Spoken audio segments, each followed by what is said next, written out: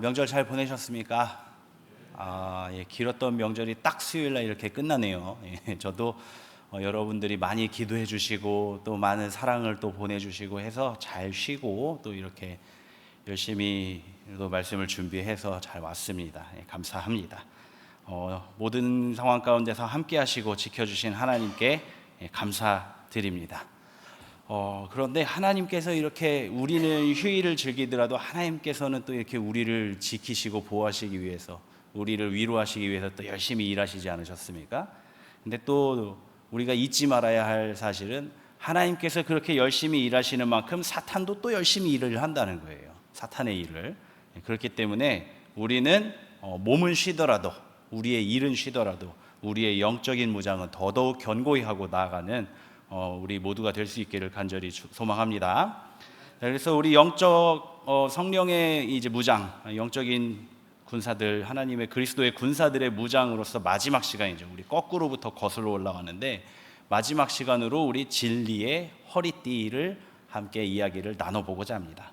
먼저 우리 사진을 함께 보시면은 이 사진이 바로 로마 바울 시대의 로마 정규군의 벨트입니다. 이 벨트는 기본적으로 이제 가죽띠죠. 가죽으로 된 허리띠인데 요거를 이제 허리에 두르고 저 치렁치렁하게 나와 있는 부분이 이제 앞에 이 남자들의 이제 소중한 부분을 좀 가려주기도 하고 또 이제 그 군인의 신분을 나타내는 그러한 장신구 역할도 하는 그런 모습입니다.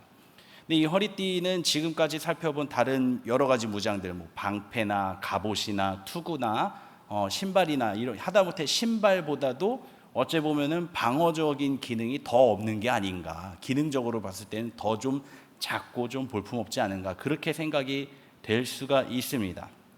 비중이 좀 적어 보이기도 하죠. 그런데 다른 것들은 이제 방어 기능, 보호하는 기능에 이제 충실하게 있다 보면은 이 벨트 같은 경우는 그 보호하는 기능 외에 다른 특별한 기능이 두 가지가 있습니다. 그 첫 번째 기능은 무엇인가 하니 일반인에서 군인으로 변신하는 바로 첫 번째 무장이 바로 이 벨트예요. 일반인으로 있다가 벨트를 딱 매면 그때부터는 이제 군사가 되는 거예요. 그러고 나서 이제 방패도 있고 투구 쓰고 갑옷 챙기고 칼 챙기고 망토 두르고 이제 그렇게 들어가면 벨트부터 시작을 하는 거죠. 그래서 바로 군인으로서의 변신하는 첫 번째 무장, 그 신호가 된다. 그리고 군인으로서의 신분을 나타내는 그 신호도 되는 것이고요. 그리고 또 한 가지 두 번째 이 벨트의 기능이 무엇인가 하니 이 모든 무장들이 각자 다 자기 자리에 지키고 있도록 이제 중심을 잡아주는 그 역할을 이 벨트가 가지고 있습니다. 오늘 그 이야기들을 함께 나눠보도록 하겠습니다. 자, 바울 시대의 당시 일반 사람들이 입는 일상복, 남자들이 입는 일상복은 튜닉이라고 우리가 지금 튜닉이라고 부르는 그 의상을 썼는데 이 튜닉이라는 게 뭐냐면 그냥 통으로 짠 옷이에요. 통짜, 천으로 짠 옷. 그래가지고 기장은 이제 엉덩이나 아니면 좀 더 길게 뽑는다 그러면은 한 무릎 위까지, 허벅지까지 내려오는. 그래서 거의 뭐 요즘으로 치자면 여성들의 그 원피스 비슷한 그런 느낌으로 입는 그 셔츠 같은 옷인데 이게 어떻게 만든 옷인가 하니 그냥 이렇게 큰 천을 반으로 접어서 그냥 이렇게 꼬매요. 그냥 통짜로. 그리고 머리 뚫고 팔 뚫고 이게 끝이에요. 그렇게 만든 옷이 바로 로마군 당시의 튜닉입니다. 그래서 그 모습을 보면 이런 모습이 나옵니다.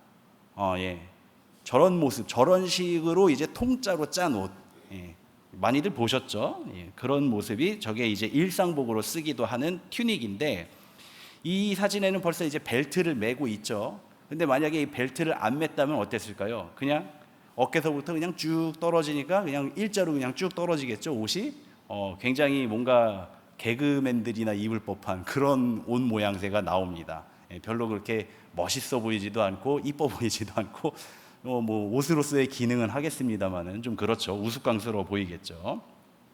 그래서 이 튜닉에 보통은 이제 벨트를 맸었는데 일반 사람들이 뭐 굳이 그렇게 튼튼한 벨트를 맬 필요까지는 없잖아요. 그래서 보통 사람들은 이제 끈 하나 해가지고 이제 허리를 잡아 매는 정도로 했었는데 군인들은 가죽으로 만든 띠를 이제 둘렀다라는 것이죠. 전쟁으로. 그래서 이 일상복인 튜닉 외에 벨트를 맴으로써 이 사람은 이제 일반인에서 전쟁을 나갈 준비를 하는 군사로서 이제 그 탈바꿈을 하게 되는 것입니다. 특히 로마군의 정식 벨트는 아까 전에 보았듯이 그 주요 부위를 가리는 그 치렁치렁한 부위도 있었죠. 그 부분이 있어서 빨간색, 그 정규군의 기본 무장 중에 하나인 그 빨간색 튜닉, 완전 진홍색의 튜닉 위에다가 이 벨트를 딱 매기만 해도 벌써 누가 봐도 이 사람은 정규군 군인이에요. 그렇게 신분을 나타낼 수 있는 그러한 기능도 있는 것이 이제 바로 이 벨트의 역할의 하나였다. 또 이 튜닉이 천으로 된 옷이죠. 천으로 된 옷인데 저렇게 치렁치렁하게 통으로 짠 옷이다 보니까 더운 데서 이제 치열하게 이제 움직이고 하다 보면은 이게 땀에 다 젖게 돼 있어요. 땀을 먹게 돼 있어요. 그러면 이게 어떻게 될까요? 이 천이 그냥 다 그냥 몸에 휘감기고 달라붙겠죠. 막 이리저리 휘둘리면서 달라붙겠죠. 그러면은 이제 오히려 움직임을 방해를 하게 되는 거예요. 이렇게 저렇게 움직여야 되는데 내 몸을 그냥 스스로 올가면서 움직임을 방해를 하게 되죠.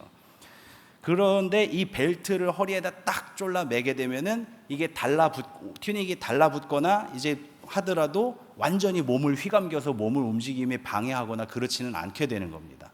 이게 아주 간단하면서도 아주 요긴한 기능을 가지고 있는 것이죠. 그래서 이 중심을 잡아주는 그러한 역할이 이제 벨트에 있었다. 또 한 가지 기능이 있는 게 다음 사진을 보시면 나오지만은 이 벨트에는 또 한 가지 기능이 있는 게 보통 이제 로마 군사들이 우리가 앞서서 이야기했듯이 한 손에는 방패, 한 손에는 칼이 아니라 창을 먼저 들었다라고 설명을 드렸었어요. 그래서 그 방패와 창으로 이제 기본 전술을 짠다라고 했었는데, 근데 그렇게 되면은 칼은 어떻게 합니까? 칼은 이제 옆에다 매야겠죠. 그래서 이제 어깨에서 띠로 해서 이렇게 매기도 하는데, 이 어깨에다가 줄해서 칼을 이렇게 매기만 하면 또 막 뛰어다니고 하면은 이게 또 칼이 막 이리저리 날아다니기도 하고, 그러다 보면 칼이 또 빠져서 도망가기도 하겠죠. 그러니까 어깨에다 이렇게 가죽끈을 해서 칼을 매고 그 가죽끈 어깨에다 맨 저 칼을 또 벨트에다 이렇게 고정을 시키는 거예요. 그러면은 이게 돌아다니지 않고 빠지지 않죠. 그 외에도 이제 뭐 저기도 보면 칼자루 옆에 주머니 조그만한 거 보이시죠? 예, 저 돈주머니입니다. 예, 돈 집어넣고 다니는 돈주머니. 아니면 뭐 간식 같은 거 이렇게 조금 싸가지고 이렇게 챙겨가서 다닐 수도 있고, 예, 그렇게 요긴하게 쓰일 수 있는 조그만 물건들을 이렇게 챙길 수도 있고, 또 이제 그 직분이 되는 사람들 같은 경우는 이제 채찍이나 아니면은 밧줄 같은 것들도 이렇게 허리춤에다가 차고 다닐 수 있게끔 그런 기능을 가지고 있는 게 바로 저 벨트입니다. 저때 당시 옷에는 이제 따로 주머니가 없었기 때문에 이 벨트가 이제 그 모든 역할들을 다 감당을 하고 있었던 것이죠. 자, 바울은 이 허리띠를 그리스도인의 덕목 중에서 진리에 대응해서 설명하고 있습니다. 그렇다면 이제 진리는 무엇인가 우리가 함께 또 살펴보도록 하겠습니다. 국어사전에서 진리라는 단어의 뜻을 살펴보면은 이와 같습니다. 참된 이치 또는 참된 도리 혹은 보편적 법칙이나 사실. 이게 제가 이제 국어사전에 있는 내용을 좀 요약해서 온 건데 뭐라고 써 있냐면은 보편적인 사람들이, 대부분의 사람들이 그게 맞다라고 인정하는 것을 진리라고 한다라고 합니다. 그런데 이 진리라는 것은 사실 인간에게 있어서 너무나도 어렵고 힘든 것이에요. 왜냐하면은 우리는 우리의 지식과 우리가 세워놓은 모든 것들이 세상의 전부인 줄 알고 살아가지만 그게 아니라는 것을 또한 잘 알고 있기 때문이에요. 예. 그게 아니라는 거예요. 그러니까 우리가 믿는 진리라는 것이 언제 어떻게 뒤바뀔지 모른다는 것을 우리는 알고 있다는 것이에요. 예를 들면 이런 것입니다. 중세 시대에는 지구가 가만히 있고 태양과 해와 달과 별과 다른 천체들이 지구를 중심으로 돈다고 생각했어요. 그게 진리였어요. 그게 일반 사람들도 그렇게 믿고 있었는데 가장 큰 이유가 뭐냐면은 교회가 그걸 지지하고 있었어요. 지구를 중심으로 천체가 움직인다라는 걸 그때 중세 당시에 그 시절에 모든 사람들의 문화와 그 다음에 신앙과 정치, 경제, 철학, 예술까지도 모든 것을 다 휘어잡고 있었던 게 교회였는데 그 교회에서 천동설을 인정하고 있었단 말이에요. 그게 하나님의 뜻이다. 그게 진리다라고. 그래서 내가 연구해봤더니 하늘이 움직이는 게 아니라 우리가 움직이는 거더라라고 주장을 했더니 이단으로 그래서 잘못된 그 사기다라고 판결이 난 게 아니라 이단이다라고 판결이 나는 거예요. 그 사람들이 지동설을 주장한 사람들이. 근데 진리는 어땠습니까? 사람들이 아무리 그걸 진리라고 믿고 있었다 하더라도 진짜 진리는 지구가 움직이는 게 진짜 진리였죠. 그게 지금 이제 과학 기술을 발전되면서 발견이 된 것이죠. 이처럼 우리가 믿는 진리라는 것은 우리가 진리라고 말할 수도 없을 그런 약점을 가지고 있습니다. 한 가지 또 말씀드리자면은 바닷물 속에도 산소가 녹아 있다라는 건 아시죠? 그래서 바닷물에 사는 그 물고기들은 그 물 속에 녹아 있는 산소를 마시면서 이제 생활을 하고 살아가는 거잖아요. 근데 어떻게 물 속에 산소가 있을 수 있는가? 그 많은 생물들이 살아갈 수 있도록 산소가 있을 수 있는가? 그동안의 진리는 뭐였냐면은 일단 첫 번째로 파도가 이렇게 저렇게 치면서 공기 중에 녹아 있는 그 공기들이 다 물 속에 녹아들면은 이제 거기서 이제 산소가 공급이 된다. 그리고 두 번째는 바닷물에 있는 미생물들, 조류들. 그래서 그 조류들이 열심히 광합성하면서 산소를 뿜어내니까 그게 물 속에서 있어서 물고기가 산다. 그렇게 생각을 하고 있었던 게 진리였어요. 그런데 우리가 탐구하면서 보니까 이상한 사실이 있어요. 파도도 치지 않고 미생물도 살지 않는 저 햇빛도 들지 않는 저 깊은 바닷속에 가보니까 산소가 없어야 되는 게 맞는데, 지금 우리가 알고 있는 진리대로라면 산소가 없어야 되는 게 맞는데 오히려 산소가 더 많은 거예요. 그 심해 속에. 그래서 이게 어떻게 된 일인가를 연구하고 찾아보다 보니까 발견을 했는데, 그게 최근에 발견됐어요. 2달 전에. 뭐냐면은 그 깊은 해저 바닷속에 망간 단괴라는 그 철 성분이 좀 많이 들어있는 돌들이 바닥에 쫙 깔려 있대요. 그게 아예 그 집안을 구성하고 있을 정도로. 근데 그 망간 단괴의 철 성분들이 서로 교류하면서 전기가 발생이 된다는 거예요. 그래서 그걸로 물을 분해해서 거기서 산소와 수소가 나온다고. 그러니까 햇빛이 없어도 산소를 나올 수가 있었다. 미생물이 없어도 산소가 발생할 수 있었다라는 게 최근에 밝혀진 거예요. 그래서 이거 덕분에 이제 지금 과학계들이 다 뒤집혔죠. 전체가 다 뒤집혔습니다. 관련된 사항들이 한두 개가 아니에요. 뭐 석유부터 시작을 해가지고 뭐 진화론도 다 뒤집히게 생겼고 지금 다 뒤집히게 생겼어요. 참 모든 이론, 과학계 이론들이 엄청난 발견이 일어난 거죠. 그 동안에는 우리는 진리라고 알고 있었던 게 또 이렇게 뒤집혀 버린 거예요. 그래서 우리가 인간으로 진리라고 이야기하는 것들은 이렇게 불완전해요. 사실 이런 것들은 진리라고 말할 수조차도 없는 것들이에요. 사실 이렇다면. 그럼 세상에서 진리라고 하는 것들은 이렇게 불완전한 것들인데, 그러면은 성경에서는 진리를 무엇이라고 말하고 있는가? 그 말씀을 찾아보면은 제일 먼저 떠오르는 말씀이 딱 이거죠. 주님께서는 바로 자기 자신을 진리라고 소개하고 계신 겁니다. 예수께서 이르시되 내가 곧 길이요 진리요 생명이니 나로 말미암지 않고는 아버지께로 올 자가 없느니라. 요한복음 14장 6절 말씀이시죠. 예수님께서 자기 자신을 진리라고 말씀하신 이유는 다름이 아닙니다. 예수 그리스도의 사역 이후로 이 세상이 끝나는 날까지, 이 세상이 끝나는 날은 우리 지구가 끝나는 그 인류가 역사를 끝나는 것뿐만이 아니라 아예 온 우주 자체의 모든 역사가 다 끝나는 그날, 세상의 종말이 일어나는 바로 그날까지도 진리는 오직 예수 그리스도, 변치 않는 진리는 오직 예수 그리스도예요. 예수 그리스도로 말미암아 구원을 받을 수 있다. 예수 그리스도로 말미암아 하나님에게로 돌아갈 수 있다라는 것, 그것 한 가지만이 오직 변치 않는 진리이기 때문입니다. 유대인 남자들은 12살 때에 이제 성인식을 치르게 되죠. 근데 그 성인식을 치르면서 율법을 암송을 합니다. 그리고 그 성인식을 기점으로 모든 유대인 남자들은 율법의 멍에를 지게 돼요. 근데 그 율법의 멍에가 언제 벗어질까요? 죽으면 벗어질까요? 근데 놀랍게도 유대인들의 장례를 살펴보면은 죽어서도 벗을 수 없다라는 걸 알 수 있습니다. 먼저 죽으면은 이제 의복을 갖춰서 놓고 향유와 몰약으로 이제 다 처리를 해놓고, 그리고 어떻게 합니까? 돌무덤에 갖다가 누인다고 했었죠, 장례법에. 그렇게 누이고 이제 돌무덤을 닫고 이렇게 해서 시신이 자연스럽게 부패돼서 백골이 될 때까지 냅두는 거예요. 근데 그때 입는 옷에 멍에가 있어요. 율법의 멍에가 있어요. 죽어서도 메고 있는 거예요. 그러니까 언제 그걸 벗어내느냐? 백골이 되고 난 다음에 비로소 벗습니다. 그때서야 비로소 멍에를 벗어요. 얼마나 고됩니까? 얼마나 무겁습니까? 그 율법의 멍에가. 그런데 유대인들은 그 율법이 바로 진리라고 믿고 있었습니다. 그 율법으로만이 하나님의 구원으로 하나님께로 돌아갈 수 있다고, 그 율법으로만 구원을 받을 수 있다고, 그것이 진리라고 믿고 있었다는 것이에요. 근데 이것은 사단의 교묘한 속임수였죠.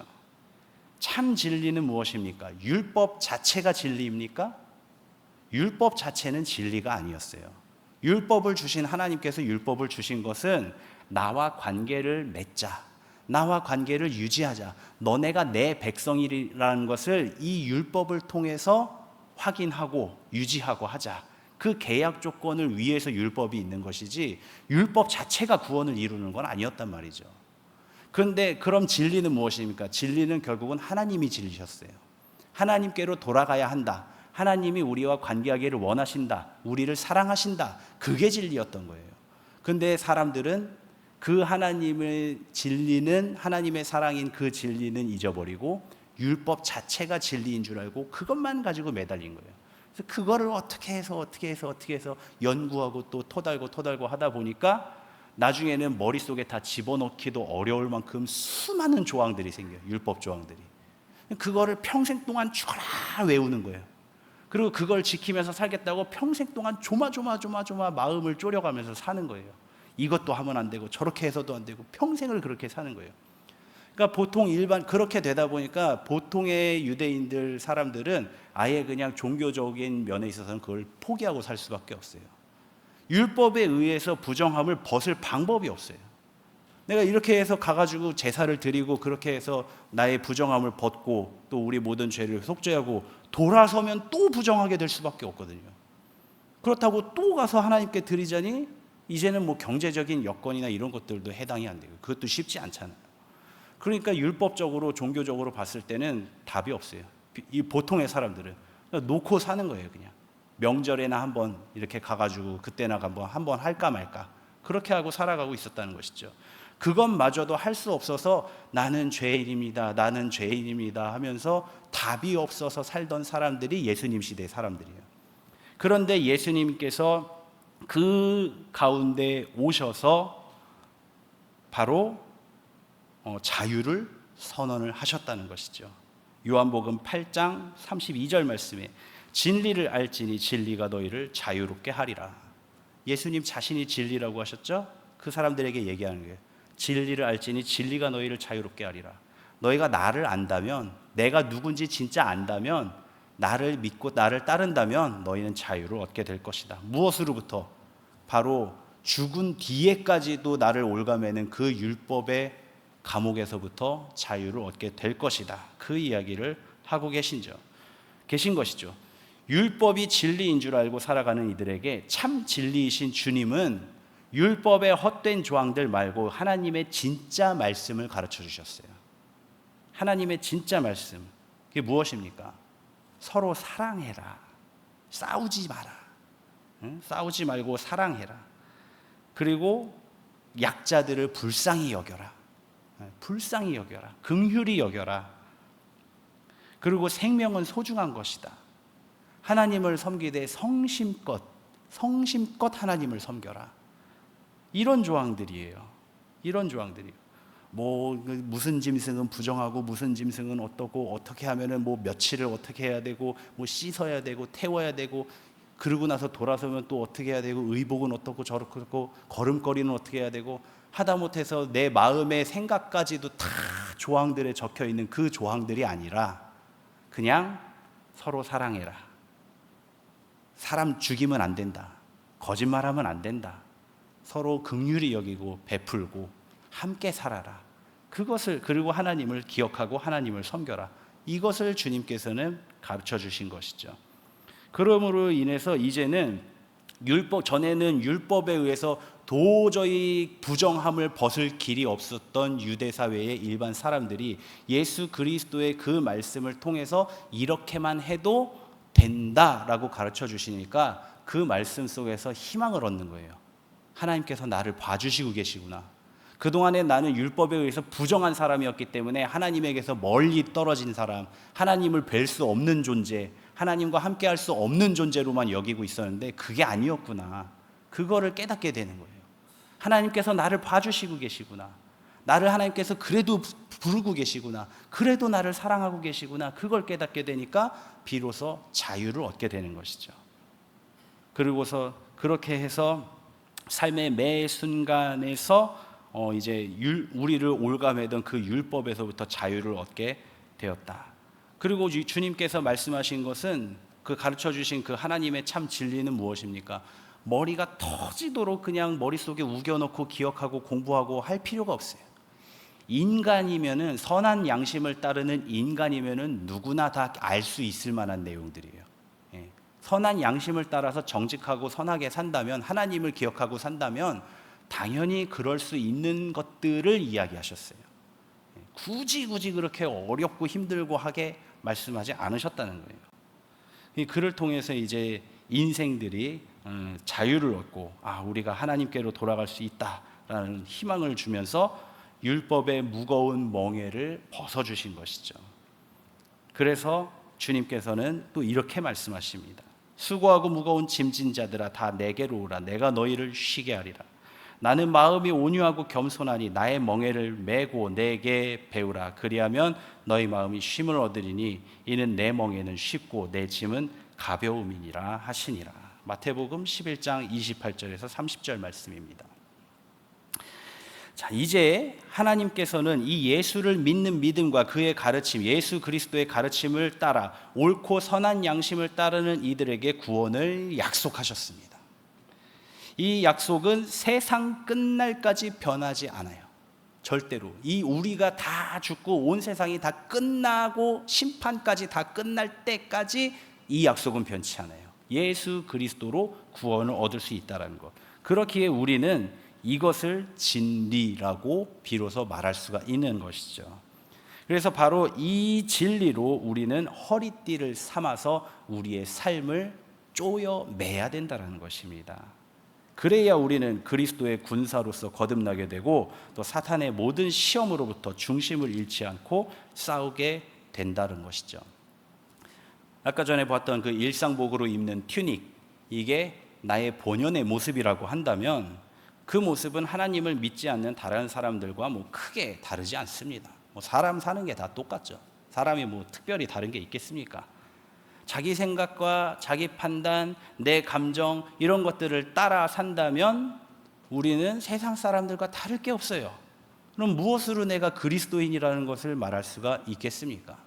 그런데 예수 그리스도의 진리로 나의 삶을 잡아매는 순간 우리는 세상과는 다른 그리스도인으로서의 면모를 나타내게 된다는 것이죠.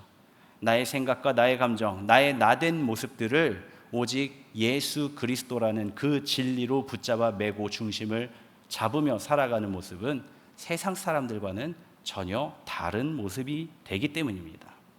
세상의 기준으로는 어떻습니까? 조금만 나를 누가 치더라도 기회는 이때다 그러고 보복하고 보상을 받아내야죠.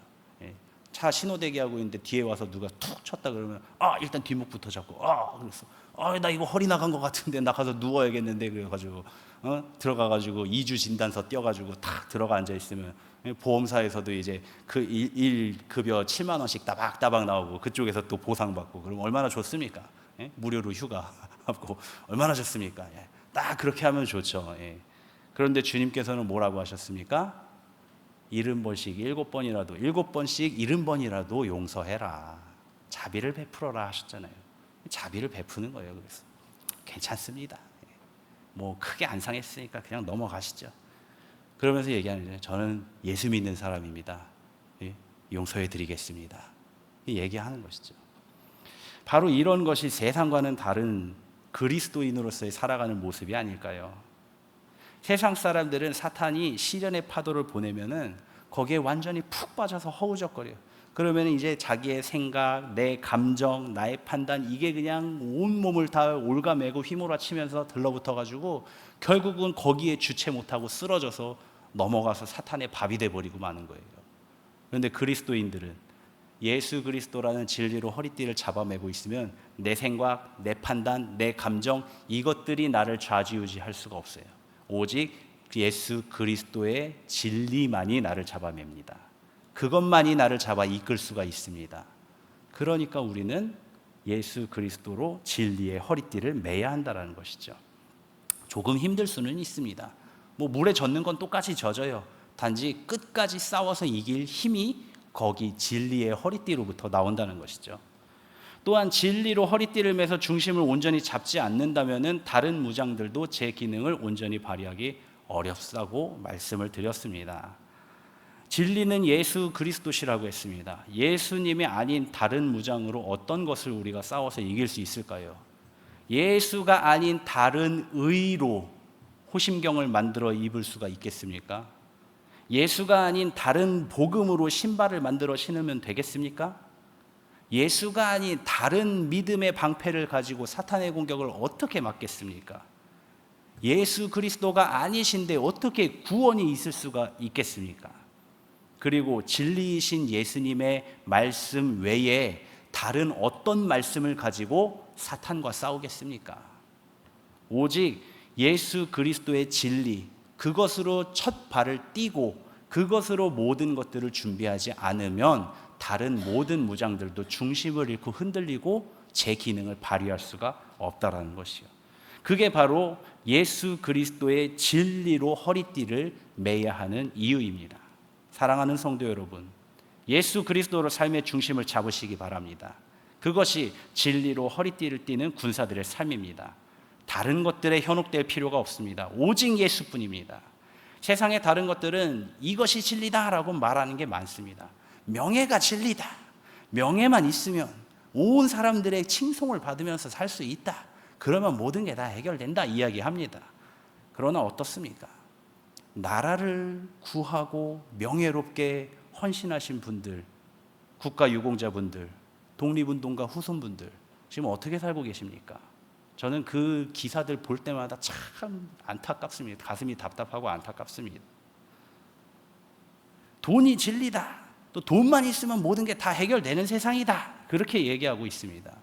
그런데 수천억의 재산을 갖고도 자살하는 사람들이 있어요. 그리고 또 사고가 나면 어쩔 수가 없어요. 사고가 나면 병에 걸려도 그렇고요. 또 그렇게 수천억의 그 재산을 갖고도 재판정 앞에 서면 그냥 한 사람이에요. 거기서 유죄 판결 나와서 감옥 가버리면 그냥 답이 없어요. 그 다음부터는. 그런 것들을 보면서 우리는 그것들을 진리다라고 믿을 수가 없습니다. 그런 것들은 우리가 얻고자 해도 쉽게 얻을 수도 없는 것들이고, 그거를 또 의지하고자 해도 그게 우리의 삶을 영원히 지켜줄 수는 없다는 것이에요. 그러나 영원히 변함없으신 주님은 진리시라는 것이죠. 세상이 어떻게 바뀌어도 구원에 이르는 길은 오직 예수뿐입니다. 인간이 과학기술, 의학이 발달해서 이제는 불로장생을 이뤄냈다 해도 이제는 늙지 않아요. 몸이 늙음이 없어졌어요. 이제 몸이 상하는 것도 없어졌어요. 다 100살, 200살, 300살까지도 살 수 있다. 그렇게 됐다 하더라도 구원은 예수 그리스도예요. 그런 시대가 온다 하더라도 구원은 예수 그리스도밖에 없어요. 우리가 우주로 나가고 우주를 개척해서 다른 행성을 개발하고 외계인을 만나서 외계 문명을 받아들인다 하더라도 구원은 그때 가서도 예수 그리스도밖에 없어요. 그래서 세상이 어떻게 뒤집히고 변해도 구원은 예수 그리스도다. 그러니까 이게 바로 변하지 않는 진리라는 것이죠. 그러니 이 변하지 않는 진리를 의지하며 살아갈 때에 우리의 삶을 중심을 잡는다면 다른 것들에 현혹되고 혼란스러워할 필요가 없다는 것이죠. 다만 주님을 따를 뿐이라는 것이죠. 사랑하는 성도 여러분, 주님을 우리 삶의 중심으로 나의 삶을 잡아매고 이렇게 싸우셔서 끝까지, 세상 끝날까지 견디고 끝까지 일어서시는 그런 우리 모두가 될 수 있기를 주님의 이름으로 간절히 축원합니다.